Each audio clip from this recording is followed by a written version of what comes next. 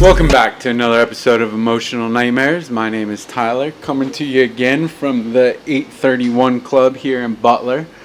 We're going to be running a couple episodes from here, so as you notice, the background and everything is different. That's why. We're going to start taking this on the road, meeting up in different locations and talking to a bunch of people. So on today's episode, I got with us James, right? A gentleman that I literally just met, who is going to share with us his story about how he got sober, what it was like, everything like that. So with that, I'm just going to give you James. So James, go ahead, introduce yourself to the people. I'm James. I'm an addict. 46 years old. Talking to Mike. 46 years old. Grew up with a normal somewhat normal childhood. My father really wasn't around. I really started getting into drugs and alcohol when I was young, but I was more of a partier for the first, since I started from like 15 to, say about late 20s, like 28, 29. I got into, when I was in 15 and still in high school, I got into music productions. Music production? Music production, yes. Why aren't you running the computer? Huh? Well, what the hell? Because I kind of got sidetracked. Okay. But, so yeah, I first started out, my buddy had a friend that did lighting for mainly raves. So I was in the party scene for a good long time. By party scene, like the raves. The raves, right. Right. Yeah, so you're in the raves. Back when raves were raves, too. Oh, so you're back with, like, DJ Diesel Boy and all that. Oh, yeah. Yeah, he was in, actually, our production company. Oh, Five Star he? Production. All right, yeah. Shout out to Diesel. I used to do some things with him back in the day, too. Yeah, Okay. I haven't seen him in a long time, but anyways. Yeah, it's been over 2 decades since I've seen that man. Right. So I did that on and off through high school. When I got out, well, actually I had a couple breaks in between. I think shortly before my junior and senior year, I actually did it at Glen Mills, from juvenile criminal history, which wasn't really drug or alcohol related. I mean, I partied, but it was a weekend warrior, so it really wasn't a direct result of my drug and alcohol usage. I mean, drugs were mainly party drugs, and maybe a little bit of cocaine here and there, but. So you're mainly like the ecstasy user. Right, ecstasy, acid, yes. Okay. I'm scared to death to eat any hallucinogens these days. Too much bad shit up in my head. Yeah. I don't like bad trips, but So you're a professional raver. I wouldn't say I was a raver. I mean, I enjoyed the parties, but I wasn't the one out there ramping and raving. Okay. Well, welcome to the show, because you are the first raver / like ecstasy acid user. Normally, like, we deal with, like, everybody that's been coming on are usually the alcoholic, the crackhead, the meth. Well, I heroin. graduated into that stuff. Sure, I'm Right. sure you did, right? But most people, like, it's rare that we get the people that just started from, hey, I was on ecstasy and acid, and then obviously you find crack and all that Right. stuff, right? So that's interesting. So, all right, go ahead. Okay, so like I said, I went to Glen Mills. I graduated from there. I actually graduated. I had a partial academic and a partial sports scholarship for college. Sat on that too long. I was researching. I had a lot of friends or their family members going to school for years. Find out they couldn't get a career. Find out they really didn't like it. So I wanted to make sure I was going to go for what I really wanted to go for. I sat on it too long, lost it. I jumped back into, doing raves and music productions. I was traveling, I've been to 32 different countries. So it was fun. I was out in California for about 2.5 years doing it. Had an incident happen that actually kind of brought me back home. Kind of shut me out of there. Well, 2 incidents really. Went to Germany. I was in an entire blackout for a week. Didn't remember none of it. So at that point, and then I had there was an incident that happened to a good friend of mine, and the person that did it victimized them. I set out to take their life. Well, one of my good friends pretty much went to pull me out of the situation. He ended up losing his life in the whole ordeal. So I kind of like shut that door, moved back home. From there, I came back home and I started a car dealership. So I was drinking occasionally then. I really didn't. So it was a short amount of time. I'd actually made a poor decision where I'd bought a stolen vehicle, found out it was stolen, didn't want to lose the money on it, so I did a little bit of alterations on the vehicle. Long story short, I ended up with they accused me of running and operating a chop shop. I mean, I wouldn't really call it that, being it was only one vehicle, but I got probation for that. Well, actually, initially I was going to go on ARD. In the meantime, I was helping my girlfriend's brother out get rid of some stuff that I knew was stolen, so I ended up catching and getting into a charge with him. So it kind of kicked me out of ARD. I got put on probation for that also. Shortly after that, I kind of got into heroin. I'm not even sure what exactly led me into my first use of that. Probably just partying. Because I was actually selling it for a couple months before I actually even did it. But I graduated into that. My coke turned into crack. I had a real short run at that point.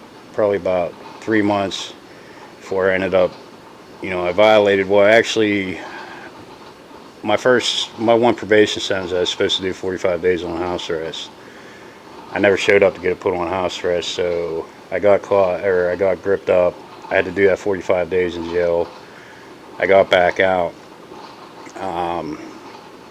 Shortly after I got back out, I had somebody had called me up, former using associate.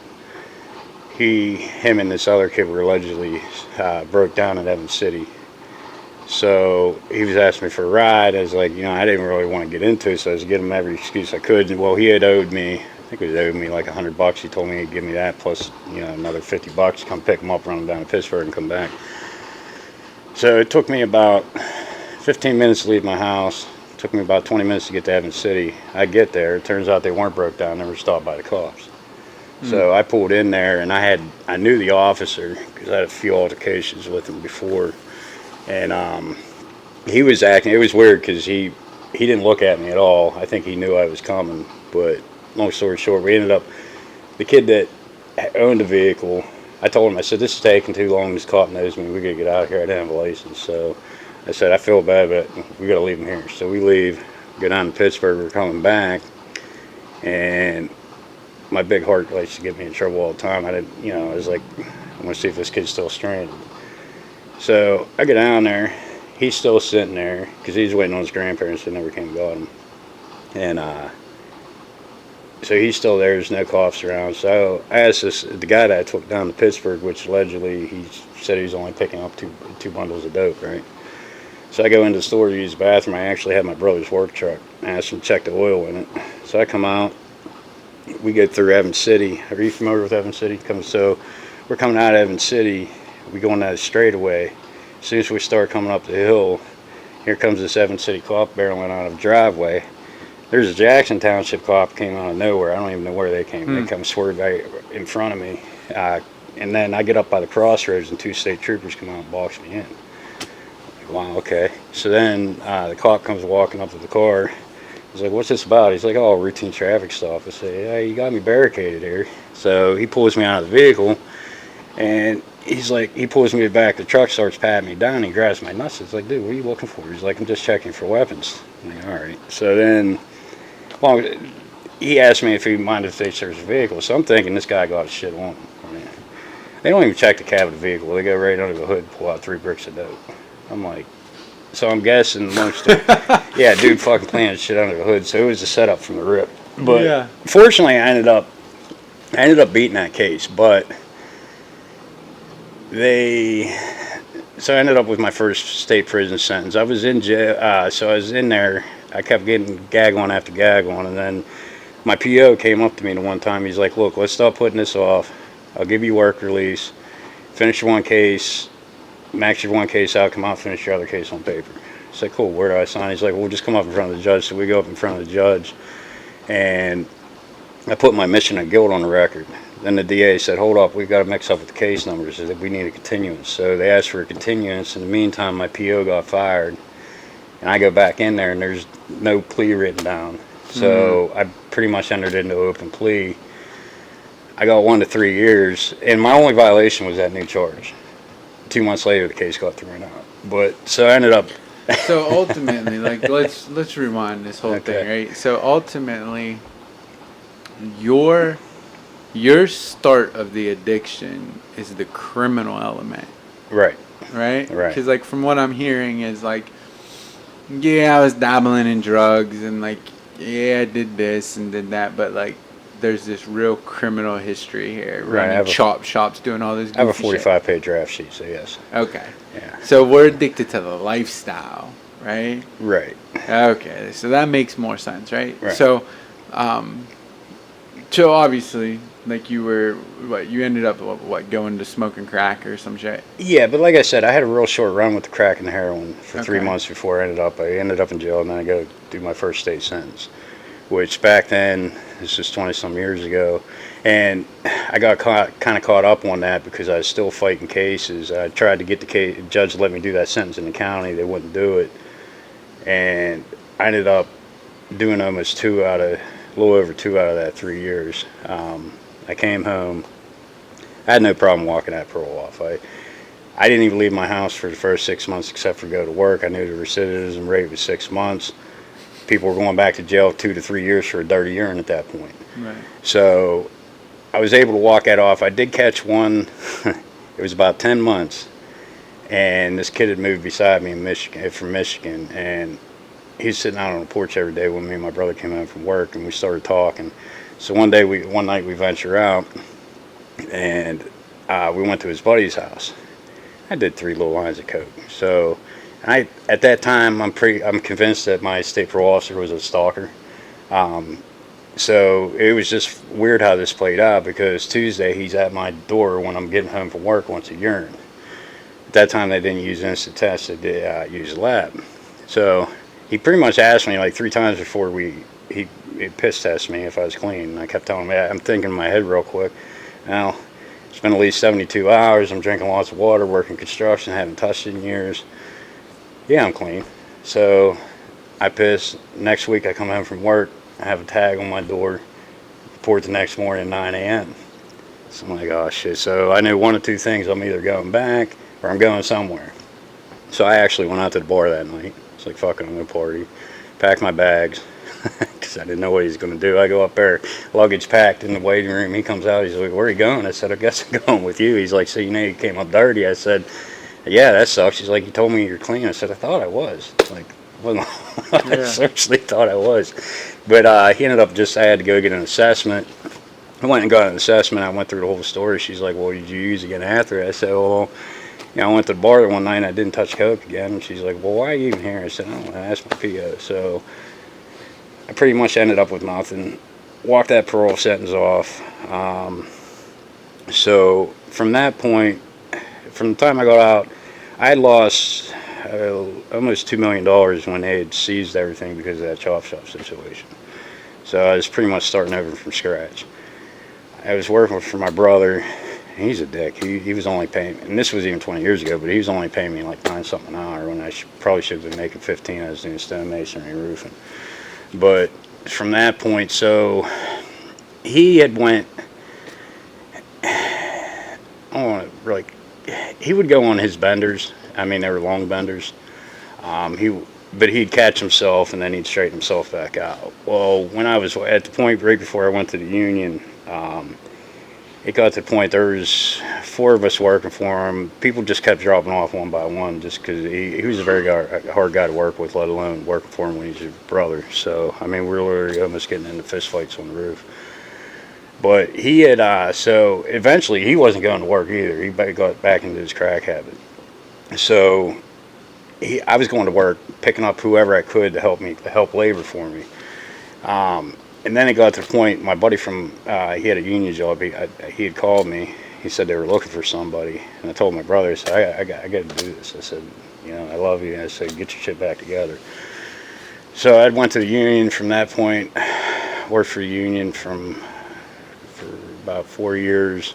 And then I started venturing into real estate at that point.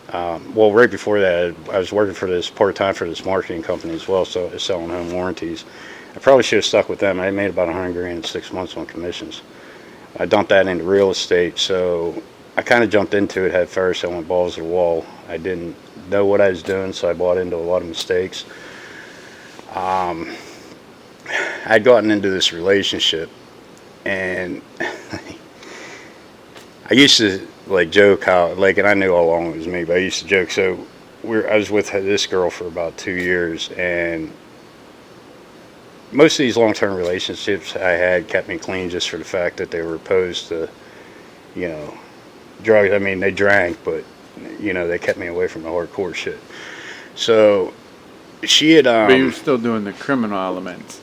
Well, during that 6 years, no. I was going, I did everything legit this time. So so in 2008 is when I started buying property. Well, actually, the end of 2006 to mid 2007, I bought 18 properties, 27 units. I just started buying everything. My theory, I got in my head, if I could make $100 off of each unit, I had 50 units. That's $5,000 a month profit. So that was my goal, to hit 50 units. Well, it caught up to me real quick because I bought into a lot of problems. So I would imagine. It's never a good strategy. So the girl I was with at this time, right before I started buying into, I initially got drawn to this commercial building down in Katanning, and she had better credit than I had at the time. I was making 3 times as more money as she had, and so I had asked her if she wanted to go in with me on this purchase, basically with credit, if she wanted to partner up. So we were working on that. Well, she had went up to upstate New York to visit her dad. And there was just, neither one of us had owned a house. This is commercial property, which is totally different. Plus the expenses weren't adding up. He wanted too much.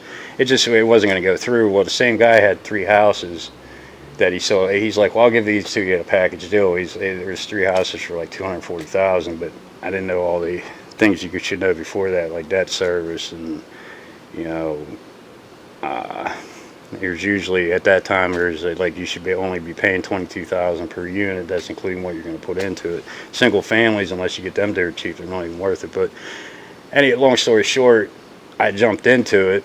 Got a call from her, and I told her, and I understand why I didn't include her with the decision. So she's like, you know what? I don't want nothing to do with it. It's all about you, or it's all you. So I was like, all right, whatever. So then I went crazy with it, and I mean, she was, I wouldn't say extremely high maintenance, but she liked being spoiled.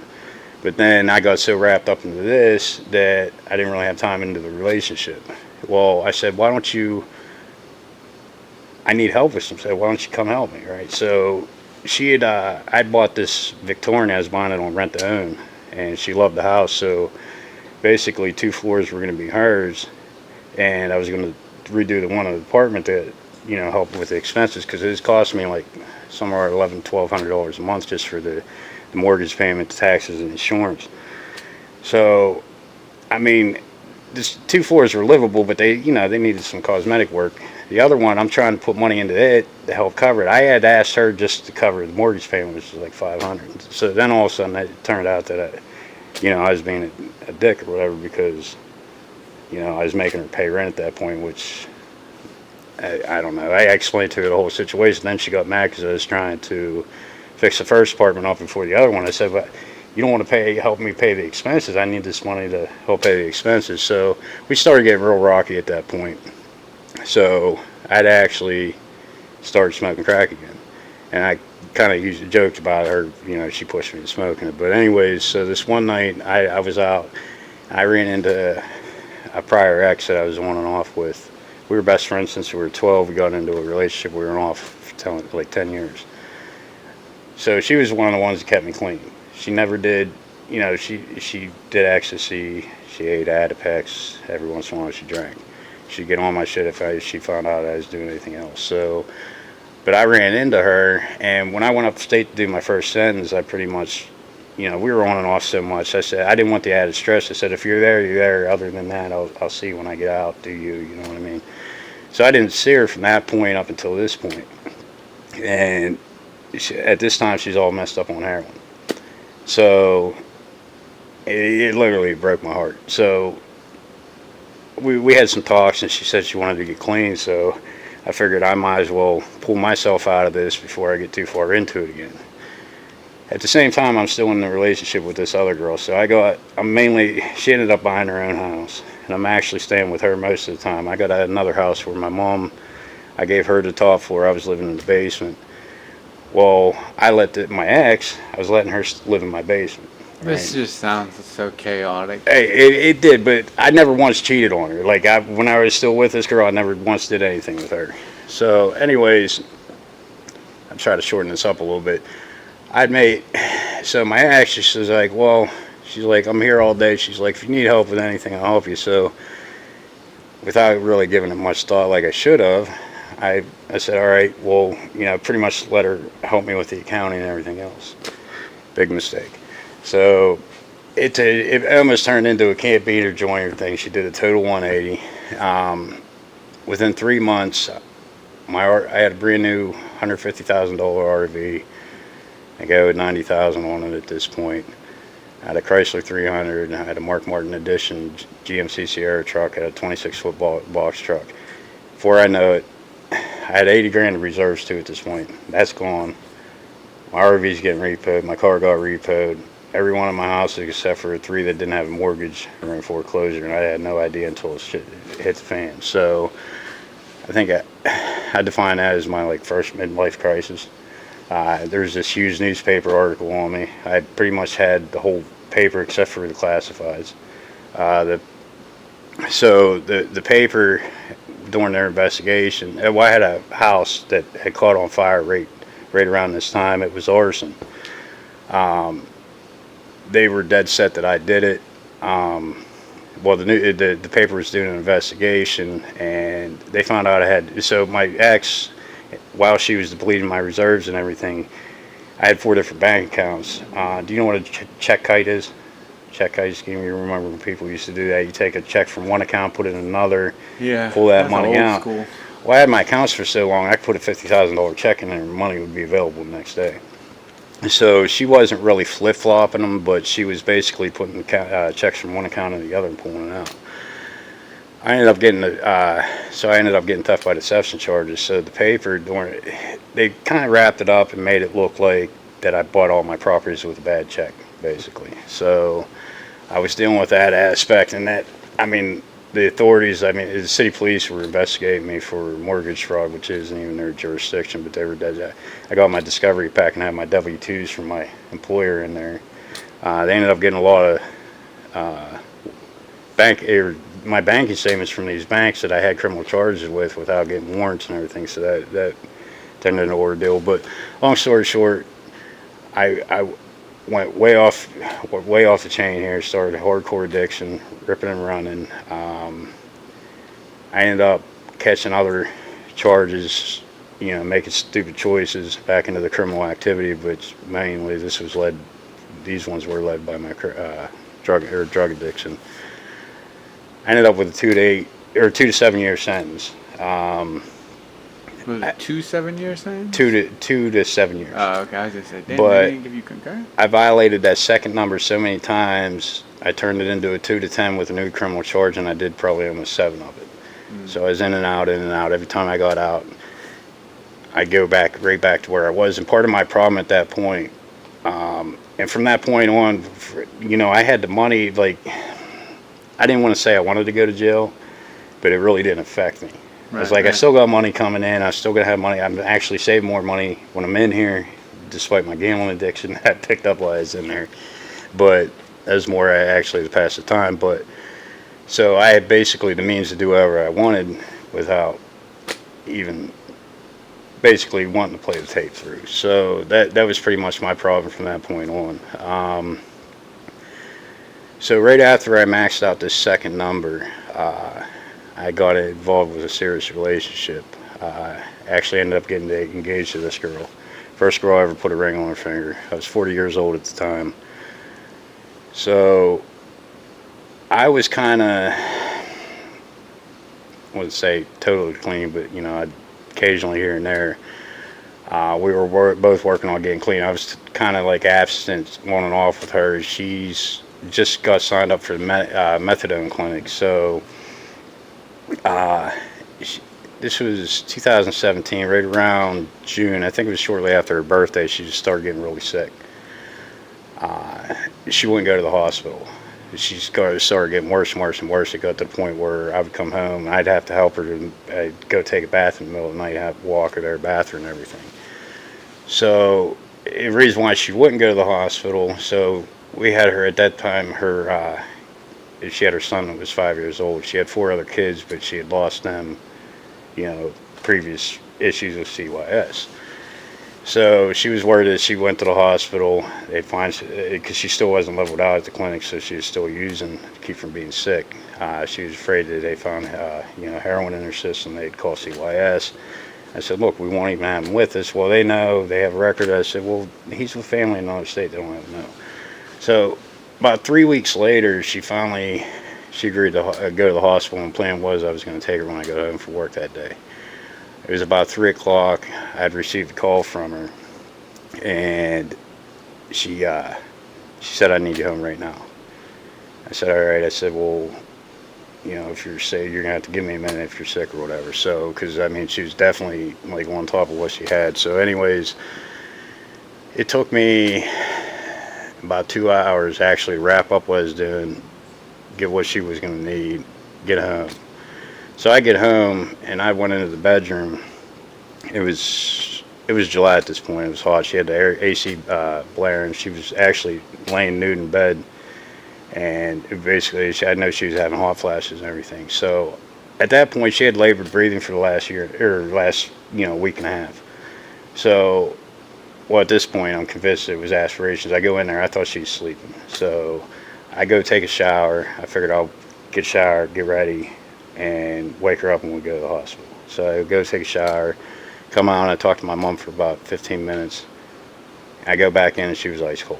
So I had called 911, and I don't know if I was a little bit hysterical. The lady couldn't understand me. I don't know if it was the reception or if I was a little bit hysterical or what. So I'd hung up, yelled for my mom to call him. So I'm looking around the room real quick. I'm like, so at this point, I don't have time to do a good inspection. I throw a sheet over, I carry her out to the living room, lock the bedroom door on the way behind me. I didn't even think, I hear her son Draven was sitting right on the couch. I didn't really even see him. I had tunnel vision at the point. So I started doing CPR. The first ones to arrive were the police. So they know me and my history. They come in, the sergeant asked what was wrong, and I said, you know, I told him the whole story. I said she'd been, you know, progressively ill for the last couple of weeks. She wouldn't go to the hospital, went to work, I got a call, I come home, went to shower, come out, you know, here we are. So he's like, she's a user. So the only thing they know of her, there was a couple months prior to this, I had this neighbor that, so I bought my house in 06, 2011, this guy comes and buys the house beside me. It turns out, I knew when I first seen him, it took a while. He was he's a CO down in Western at that point. And I was in and out of there a couple times. So, one day, one of my friends had stopped over. I showed him a car. He had actually called somebody at parole because I had just gotten out of jail on a violation prior to this, and my PO was on military leave. He had actually called state parole, somehow talked somebody into issuing a board warrant for me, called the cops, told them I had a board warrant, just told them he wouldn't see me do a hand-to-hand drug transaction in my driveway. I had 2 subs in my wallet that were hers before we went on a trip. I never took them back out. When they found them on me, and I had $500 on me, which they know I had rental properties there. Where'd you get this money? I was like, you know, I have rental properties. When they found the subs, I'm like, those are hers. And she's like, yeah, they're mine. I have a script. Is this your wallet? She said, no. Well, they ended up charging me with PWID. But they ended up dropping that case. But anyways, that's how they knew her. So he's like, the cop's like, well, she's a user. I said, she didn't use that. I know she didn't use anything that day. She was. So he's like, if she used anything, you got to tell us. I said, you want to give her Narcan, give her Narcan. So they hit her with Narcan twice. We worked on her. They couldn't get her jaw was kind of locked, so they couldn't get the mouthpiece in. So I continued with the brass while the cop did the CPR compressions. They had the defibrillator hooked up to her. The medics showed up. It was probably about, I don't even know how long. It seemed for like forever, but I kind of like stepped back. The medics didn't work on it too long. So at that point, the cop's like, well, we need to see where this all happened. So I go up. I was like, oh, my room's locked. God, rest of my mother's soul. She's like, oh, the door keys are on the back of the bathroom door. I'm like, oh. So they go in. They only searched her. I told her what side of the room the bed was hers. They found a bunch of paraphernalia over there. So a couple months later, I knew their objective was they wanted to hit me with a drug delivery resulting in death. Well, her tox report had come back where her levels were so ridiculously low she might not use for a couple days. So I was actually in jail because right after she died, the night she died, I left and I went on a month-long rampage. So, I mean, I was so off my rocker out of rental property over on the south side that I was sitting out in my driveway in my truck smoking crack, selling dope out the window like it was legal. I ended up getting picked up on a bench warrant. So essentially, just like when the last person we interviewed, right? Right. You were going through all this pain from losing someone. You just masked it with using drugs or alcohol. It seems to be the common theme. Yeah, but I don't think that was actually my intention behind using it. I mean, it might have been subconsciously. I mean, I don't think so, but if you listen to it, like listening to you talk is like, I'm hurting. I don't know what to do, so now right. I'm just getting high. And I think more of it because I blamed myself for that for a long time because, everybody was like, because it got to a point where I thought I should have just like drugged her to the hospital or it shouldn't have got to that point. Because even if we got her to the hospital that day, she ended up having pneumonia and endocarditis. She had 3 centimeters of heart vegetation or one heart valve, and 1 to 3 centimeters in each lung full of pus from the pneumonia. So I don't even think they would. Who knows if they would even be able to save her at that point. But yeah, that weighed on me for a long time. So I ended up back in jail, and I was back in there on a detainer for a case that I already maxed out, and it took me 5 months to fight that to get out. So I get back out on that. I ended up, when I was in jail on that, I got called. I was in the RHU, and I got called down to processing one day. And I asked the CO, I said, what's this about? He's like, I don't know, magistrate. I said, you got a complaint down there? He's like, nah, it's probably just fines. So I get down in the room with the TV. The first thing the magistrate comes on, the first thing he says, you got a complaint there? I'm like, my heart just dropped. So it turns out they ended up charging me with a regular delivery. It wasn't a drug delivery, it was on death, but they said that I admitted to making a statement that I was, giving her dope so she wouldn't be dope sick on top of her other sickness, which I know I never made that statement. But in the course of, litigating that, I got picked up on a summary warrant. They had searched me. I thought they had everything. Long story short, I realized I had 250 pieces on me when I went into jail. I tried to flush them, and the cops or the CO tried to see me trying to flush them, and they ended up charging me with a contraband charge on top of that. What really pissed me off about that, there was like 3 other people. One guy went out on a furlough, came back, packed up, and then there was 2 other people who got caught with stuff up in the RHU. They didn't get charged, but I'm here. I'm trying to get the stuff out of jail. But anyways, so I ended up with, I was fighting these 2 cases for 3 or 4 years. Still ramping and running. What year are we in right now? So this was, at the beginning of 20, I'm still fighting these cases. I was still on a county probation case. I ended up in jail on a county probation. So I'm in jail that time while I'm still fighting these cases. I was dead set on taking these to trial. While I'm in jail in this time, I think it was right around I went in March of 20. It was June or July of 20. I called home and I was talking to my mother, and it got to a point where she couldn't even get words out. So I told her, I said, look, I'm hanging up with you. I'm calling somebody to come take you to the hospital. Well, she ended up getting diagnosed with leukemia at that point. And she was getting blood. She was going to the blood for blood transfusion or blood injection, whatever you want to call them. I don't know if they're transfusions or what, but she was getting blood once or twice a week. Her blood was also hard to get. She was O negative plus whatever they had to extract something out of it. They had to get her blood from Chicago. So I'm at this point, I'm really trying to fight to get out because I don't know how long she's gonna last. I ended up, they weren't letting me. I ended up maxing that county case out. They would still not let me out, even though all my bonds were reinstated. So they pretty much, forced me into a plea. They were trying to give me 5 to 15 years for years, so that's why I was fighting them. Me and my attorney got them down to 1 to 6 years. So after I got out in December of that year.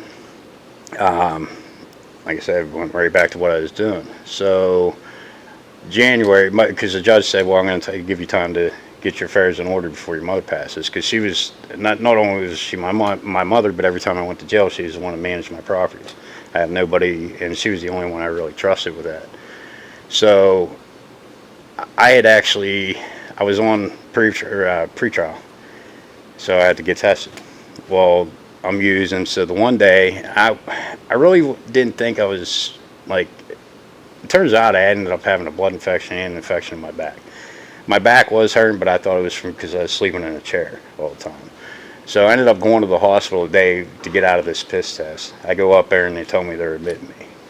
So it turns out I end up, and my sentencing was actually, that was January 6th. My sentencing was actually, I found out after I got in there, it was the next week. So I had to call my attorney.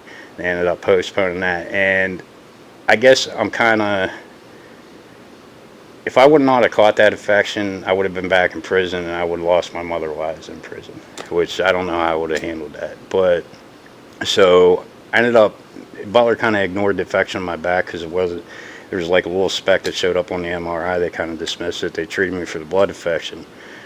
Well, I went through eight weeks of antibiotics. It was during COVID, so they couldn't get me at a nursing home. So I was going up to the hospital daily for these antibiotic infusions.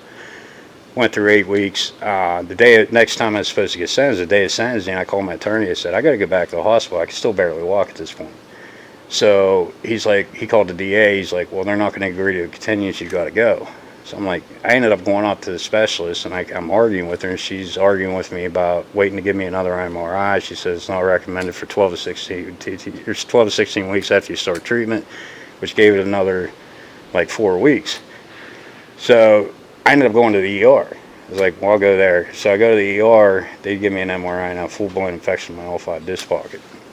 So I went through another 8 weeks antibiotics.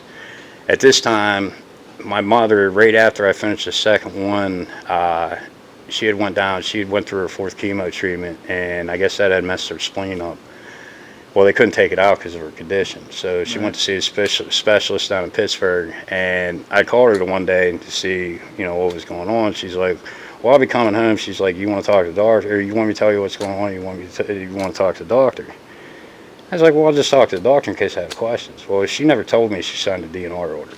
So I find this out from the doctor. She explained to me, my mother, she was in and out of the hospital so much, she was tired of being in the hospital. She said, the doctor said there's one last treatment we can give her. It's the most intensive treatment we got. She'll have to be in the hospital for it's 2 weeks. Her kidneys might not even hold up. I'm like, well, let's just say her kidneys do hold up. How much time is that going by her? She said probably only a couple months. So at that time, I was kind of started processing this. Well, actually, I was actually in the middle of this second antibiotic treatment. So she told me she's coming home on hospice. So I asked the doctor how long she had. And the doctor initially told me she's 3 weeks to a short month. She got home that day, and the first nurse to go out there, she said, no, it's more to a couple days to a couple weeks. So here I am. My brother, he was off into his little thing again. Her and my sister, didn't have a real good relationship for a long time. So, and plus my sister has like 4 kids, so that was another thing. If I wasn't at home, she probably would have ended up dying in the hospital. Well, she lasted 4 days, which I'm kind of glad, because I was in no condition. I did have my aunt, there's nurses coming. I had my aunt and my grandma coming over, but so at that point, I'm a month away from getting sentenced. I finished up this other treatment. At that point, I have a month to get ready for, get somebody to run my properties before I go back upstate. Turns out I only got to go up for 6 months, because I had 6 months credit on these charges all the time I sent in. So my mother passes away. I'm literally a wreck. I forgot to charge my bracelet one day. I'm nodded. I had like face planted into the floor. I wake up to my phone blowing up from a private number. Here's the house arrest person trying to get a hold of me. It's a good thing I called her back too, because they actually had 3 POs on their way to my house to check on me. So I went back up to the specialist. She still wouldn't set another MRI for another month. So the day I was going to try to get my sentencing put off again, the day before my sentencing, I'm supposed to go piss. I ended up falling asleep. The PO shows up, comes in, finds shit. So long story short, I ended up back in there. They wouldn't continue, so I ended up going back upstate for another 6 months. While I'm upstate, this infection reflares. I ended up having surgery right before I got out of Rockview, which they almost killed me. They did a X-ray at one point, and it told them it recommended an MRI or a CT scan that had a possible osteomyelitis, which is bone infection. They kind of just let it go. 20 days later, I ended up in the hospital. I had an abscess about 6 inches on my spine, 2 in my groin, 1 in my lung. So I ended up having back surgery. Go back. I ended up getting released about 10 days after this. So I get out. I'm going to try to speed this out. How much time do we have here? Yeah. Okay. I don't really have time. Okay. All right. I didn't know if we have time. Okay. So, well, what year are we in, right? So now we're in 22. Right. Or no, 21. I'm sorry. We're in 21. So let's do that. You got, what, 11 months? Yes. All right. So 12 months ago, right? What was that thing that said, Jesus Christ, I got to make a change. I got to do something different, and I've got to change. Okay, so real quick, let me spin out. I came out of prison, kept going off. I was in and out of the hospital, kept relapsing. So I went back on another violation back in March of 23. Okay. So I came out, and I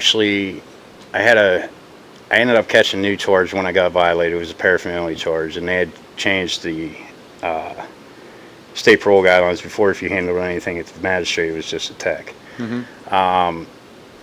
So I went up there, and despite, I did no compliance at all. Like, my state parole officer that I had at that time has a huge heart, because he did already send me back one other time before that.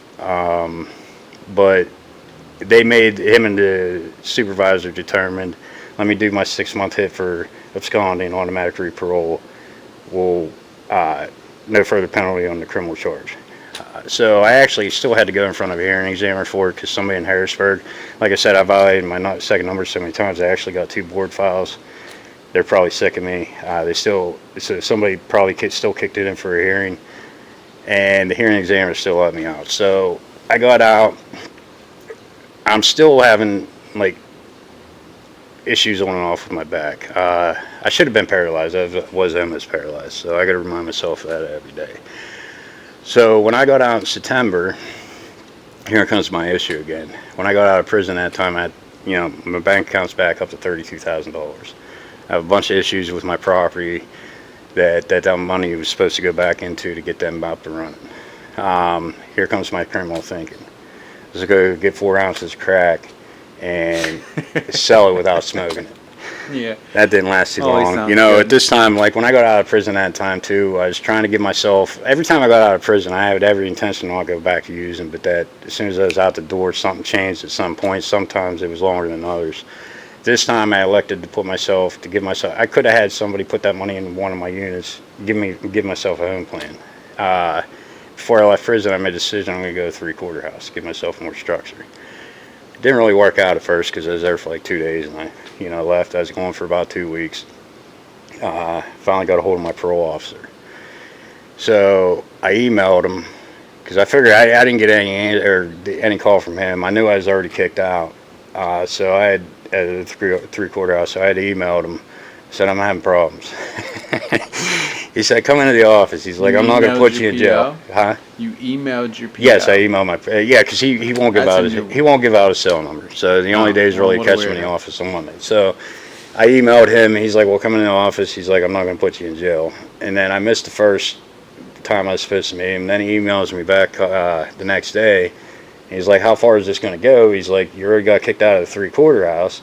He's like, if you come in, I'm not going to put you in jail. And I'm thinking, well, I don't have a home plan at this point. So I was still kind of skeptical because of the issues that I had with prior parole officers. So I finally, after about 2 weeks, I think it took me about a week and a half, 2 weeks, and he kept putting off the board warrant. I grabbed my nuts, I went in there. He let me go there. So at that point, that's when I did 2 rehab. Prison's been my rehab pretty much my whole life. Which is not a rehab. Correct. You don't want nothing in prison. I mean, that's all I did was programming in there. So the first rehab I actually did was just last year. It was Sun Ministries Division of Teen Challenge. So, but at this point, I'm not going to rehab because I want to. It's more the fact that this is what's going to save me from going back to prison. Sure. But at the same time, I do realize, I already depleted my account down to like $15,000. So I got to do something at this point. I'm going to end up back broke and losing everything I got again. So, and at this point, I'm starting to realize how much my mother helped me and how much she was my rock. So I went to this rehab, and I do have full intentions of making these changes, but I was thinking about it back a couple months ago, and I actually had reservations when I was at this rehab because I remember I was talking to somebody. I said, well, I'm probably going to use it again, I just don't know when. I just know it's not going to be soon. Well, sure enough, it was. It wasn't too long after I got out. So I got out of that rehab, I think, beginning of November. So it was right around Thanksgiving of last year. I ventured out after, actually coming to a dinner here, and I was out for like a day or two. And at that point, I caught myself, and I immediately called Jamie. I was like, well, I said I fucked up. He's like, well, you better get to rehab. So I'm like, damn. I was all right. I was trying everything I could to even talk to him. I was like, how about letting me do a partial, because I still had all this things to do to my properties and stuff. So we did some talking, and he said, look, pretty much go do what you need to do. He agreed to help me. I left him with some money to start working on one of my properties to get it cleaned out and everything. So that's when I went to Oil Region. I went came to rehab with me? Yeah, you don't remember me from over there? No, yeah, that's a good thing. Yeah, I mean, but you're too quiet then. I wasn't really quiet, but didn't have much interaction with you. I was in another group, so.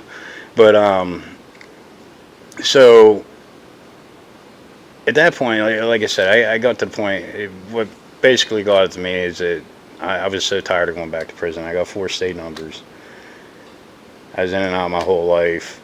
I'm looking at myself. Even the hearing examiners would be like, I've had this success in my life. They're like, why are you even here? I'm like, poor decisions. Well, not really poor judgments. Poor decisions. Well, definitely poor decisions. But when I went up for parole the first time on that chop shop, right?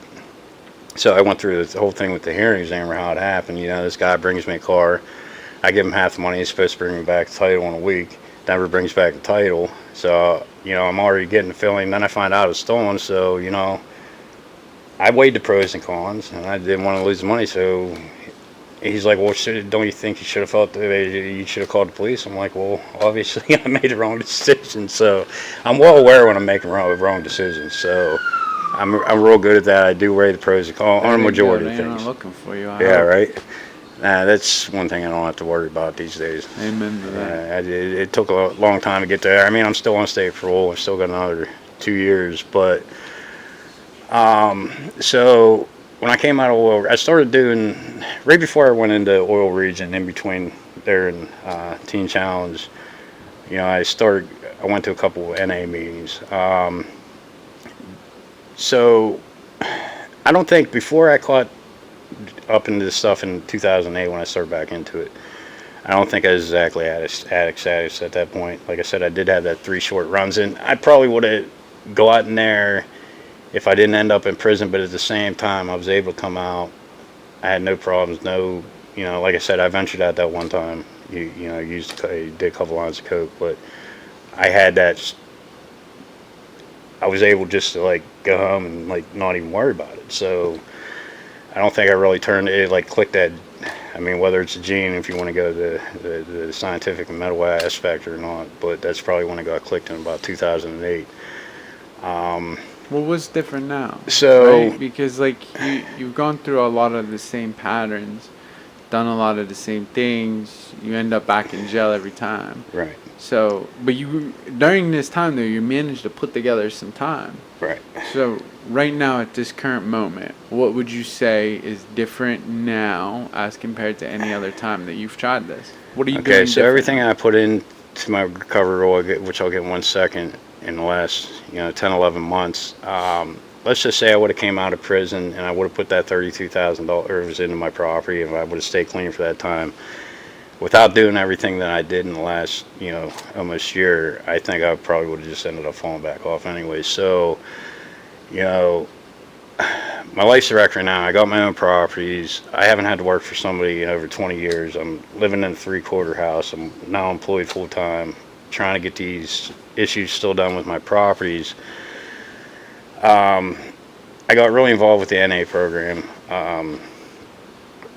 I still do pretty much meetings every day. It's almost like routine. There's a couple days here and there, but I even try to like tell myself like I got to do this tonight because I'm falling behind on other stuff. I got some civil litigation matters that I'm doing pro se. Still, and it's getting to the point where my properties that, it's getting to the point where I'm just gonna, like, I'm already getting another one tore. I had one tore down earlier this year because I couldn't get it brought up to code. I'm having a 4 unit tore down. Well, 3 of the 4 units tore down within the next month. There's another property that I thought I was going to get up, and I still have a little bit of time, but when I think about it too, like those properties have too much part of the wreckage in my past. So I think subconsciously I'm kind of like letting that go because I couldn't, I'm to the point. I'm not saying I don't need meetings anymore, but I probably could survive without doing them every day. I got enough stuff to keep me busy that I should be working on, I could be working on, but it's not really, I guess it's really not that important to me. Like, I'm getting to the point where I really didn't want to have to start over again, but I'm just going to have to deal with the fact of starting over again. So really then the thing that's different is you're actually putting in the work for a program of recovery where you're working steps, doing like the whole 9. Right. So when I was just right before my 6 months, there's a gentleman that moved here from, I don't know if you might remember him, Tally. He was up at Oil Region. So he'd come to Butler. He'd actually went to, I forget, another rehab after that. He ended up here in Butler, which is where I met him. I met him, I was home from rehab. He'd just gotten here too, and we initially met each other at a meeting. We started doing IOP together. So he was about to hit his 6 months. He's a week away from that. He was getting ready to move down to North Carolina with his sister. He had a bunch of stuff still in storage up in Meadville from where he's from. So he was talking to me one day. He knew I kept saying if he had time, because at that point I didn't have any tools. He's like, well, I got a bunch of tools. If you want them, you can have them. We just got to go get them. He had a bunch of other stuff up there too. He had some stuff he wanted to take, and then he was actually giving a lot of stuff away. So we had rented a U-Haul and went up to Meadville. I believe it was a Saturday. Oh, well, anyway, so we go up there. Yeah, it was a Saturday. But we go up there, clean the storage unit out. So I know I heard you talking earlier, like you don't like the red flag theory, but I don't know what you want to call these. So when we're on our way up there, and I know relapse happens in recovery, but I really hate the phrase relapse as a part of recovery. Well, it's not. Right. Yeah, no, right. I agree. But a lot of Relapse is people, not a part of recovery. but I a hear lot when of people, say that. a lot of people say that. It's the and exact opposite. one reason it really gets to me now is because we joke around every once in a while. You know, I mean, if we're at a meeting or this or that, you know, that would come out, and you know, that would be it would get cut short right then. But we're on our way up there, and he just like keep bringing stuff up, and I was kind of like brushing it off. So we get up to his storage unit, and he was actually it was somebody else that rented it. It was somebody's garage, and somebody else had rented it, and they had their stuff in there. So he called them because he had his stuff in it. And then I find out that he was actually living out of this place a couple days before he goes to rehab, which it should have clicked in my head. You know, should we look through this stuff together more thoroughly? You know, so because he found something, and I think I know where he found it because the friend that rented it, another one of her friends showed up. And he had pulled his chest out. She's like, "Oh, that's nice." He's like, "Well, you want it?" She's like, "Yeah." He's like, "All right." So then he starts cleaning it out, and he opens up the top drawer.